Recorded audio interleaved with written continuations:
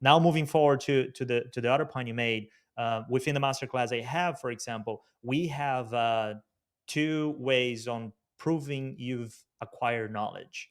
One is we have 7 modules, and on module end of module 1, 3, and 7, you have a pull-up which stands for proof of attention protocol, that you need to answer a quiz that, to show if you pay attention or not. Yeah. There are 10 questions, and if you get 7 right, you get a pull-up. If you don't get 7 right, you try it again 3 times, 3 strikes, gone. You cannot prove you've paid attention because you didn't, right? And that is an NFT. So there are 3 NFTs that you can claim throughout the journey, and then there is an NFT as a certificate that proves you've concluded the course, right? You achieve more than 70% of the course, and other set of requirements for you to claim you've done it, right? So with that, where I'm going is obviously it's exciting and interesting for getting Web2 people and people that I'm engaging with to claim their first NFTs.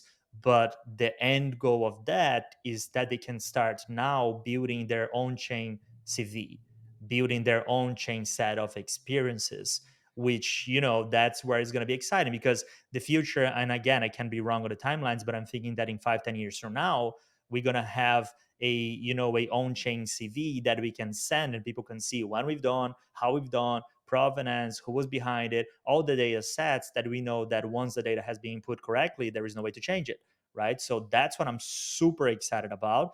And it's really frustrating for me to see today that LinkedIn is lagging so much on that, because I think that they have a major opportunity to start taking advantage of things like that. Because my community is asking me, everyone I engage with from my audience, almost 30,000 plus people, are on LinkedIn.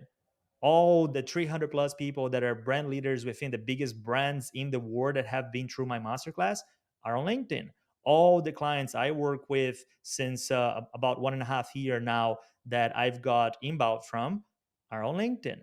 And they want to start that revolution within all the companies they work for, right? And LinkedIn providing that technology will be groundbreaking for them, because then it's easier for them to convince everybody else that there is utility behind it, right? So that's kind of like what I'm thinking about education and proof of knowledge, proof of attendance or whatever. Because again, that's another way of utilizing NFT and blockchain technology, which is not JPEGs, which is not collectibles. Yeah, it's interesting. I think a lot of the value of doing something like that is honed in on the discretion of issuing tokens from one person to another, which could be useful. I don't think that that's not possible that it won't succeed, but the fact that you can link it to what people have done, not where they have been, that's the real unlock, right? 100%. A lot of people grew up in the Bay Area and got to be at amazing companies that ended up being unicorns, but actually weren't that good at their job, Hmm. right?